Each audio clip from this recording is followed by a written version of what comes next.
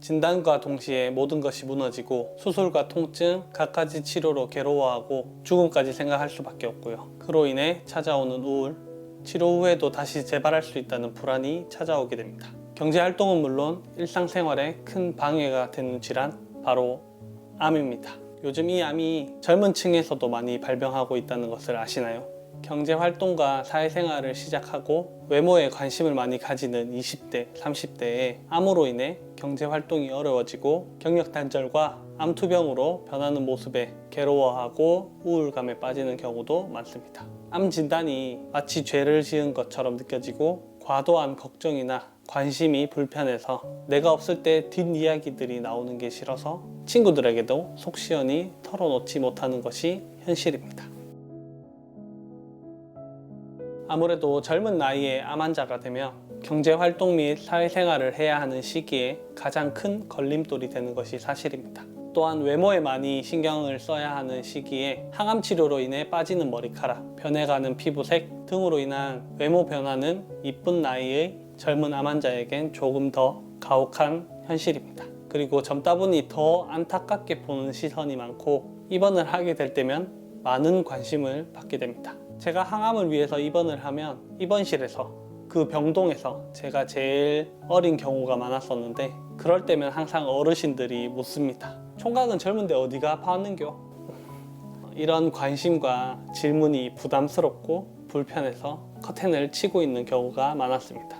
그럼에도 제 커튼이 걷어지길 기다렸다 질문하시거나 커튼을 걷으면서 들어와서 질문하시는 경우도 많았습니다. 그리고 병원 진료 대기하거나 검사 대기를 할 때 보면 제가 가장 어린 경우가 많았어요. 그렇게 대기하면서 있다 보면 내가 왜 이 젊은 나이에 여기서 이러고 있지? 나는 이 진료와 이 검사를 언제까지 해야 하는 거지? 이런 생각에 슬퍼지고 우울해지는 것 같아요.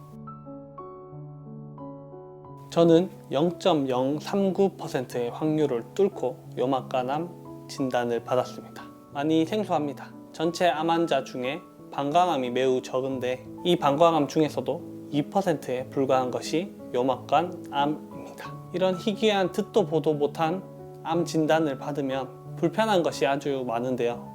먼저 정보가 매우 부족합니다. 인터넷에 많은 정보가 없습니다. 다른 암종은 해당 암종의 카페와 같은 커뮤니티 등을 통해서 많은 질문과 경험을 나누시거나 유튜브나 블로그를 통해서 투병기 등의 경험을 나눠주는 경우가 많은데 희귀암의 경우엔 이런 정보조차도 많이 있지 않는 상황이다 보니 정보가 정말 많이 부족합니다.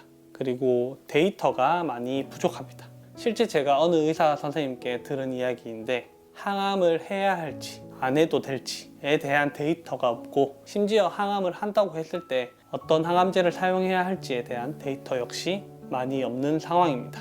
이렇게 많은 데이터가 없기에 임상 연구도 많이 활발하지 않고 신약 개발 역시 많이 이루어지지 않는 것이 현실입니다. 설명을 2번, 3번 해야 합니다.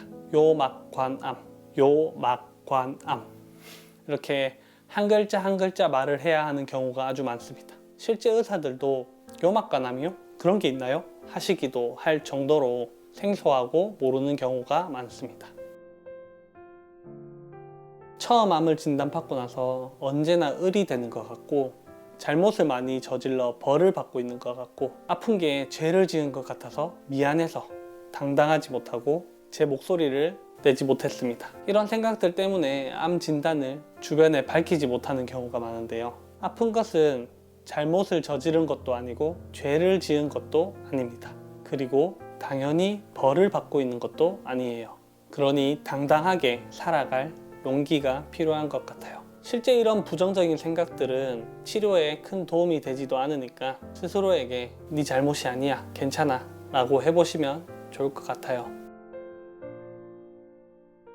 저는 암 진단 이후 정말 많은 취미가 생겼어요. 사진을 통해서 제가 보는 시선과 아내와 함께하는 소중한 순간들을 저장하고 영상을 통해 우리의 추억을 더욱더 생생히 기록하고 등산을 하고 산 위에서 하룻밤을 자는 백패킹을 하고 그리고 러닝을 하고 이런 취미들 덕분에 체력도 좋아지고 자연을 만끽할 수 있게 된 것 같아요.